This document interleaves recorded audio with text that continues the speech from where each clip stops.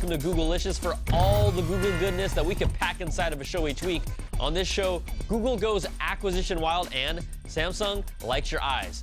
Now let's get to it, and Google is keeping itself very busy, first with recent reports from Variety and the Wall Street Journal that YouTube is in early talks to acquire Twitch, the live video game streaming service, for $1 billion.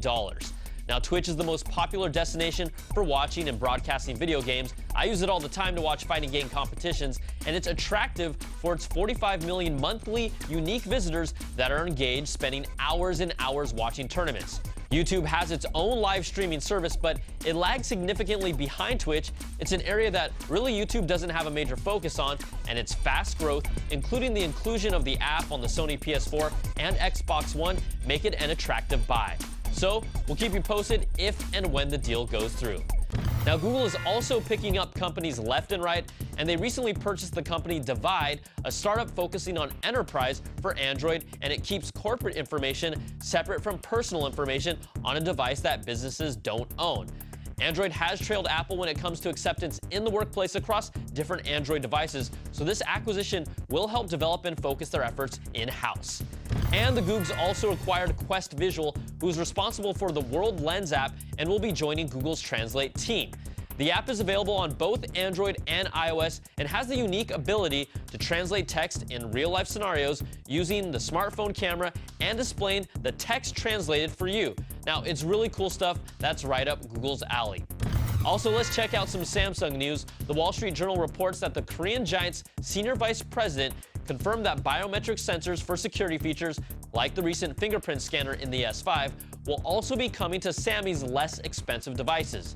He also hinted that iris detection features could be the next sensor technology that is in line for their high-end devices.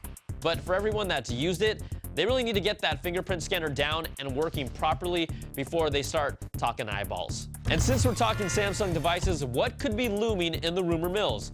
Well, photos of the Samsung Galaxy S5 Prime with a 5.2-inch QHD screen and a quad-core Snapdragon 805 processor leaked onto Phone Arena here, and it's also still keeping its booty dimples. And video footage of an alleged pre-production model of the rumored S5 Prime with an all-metal backing show off the phone here as well. But it still feels too soon for Samsung to be releasing this phone to the public, so we'll wait to see when that drops. All right, guys, let's take a breather and check out some more info with CNET's own Sumi Das and Seth Rosenblatt, who got a chance to check out the latest with Google's self-driving cars. It's an amazing demonstration of technology. White SUVs winding through the streets of Mountain View, California, yielding to pedestrians and navigating intersections.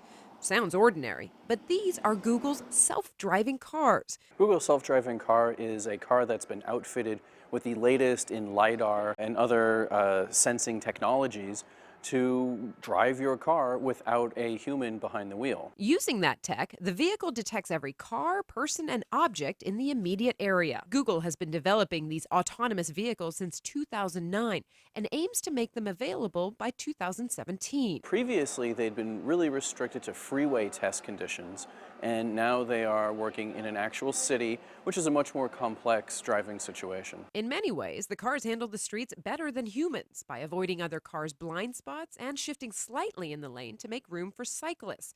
But the software in these vehicles is far from being ready to ship. In a parking lot, there are no lane lines and many cars are reversing.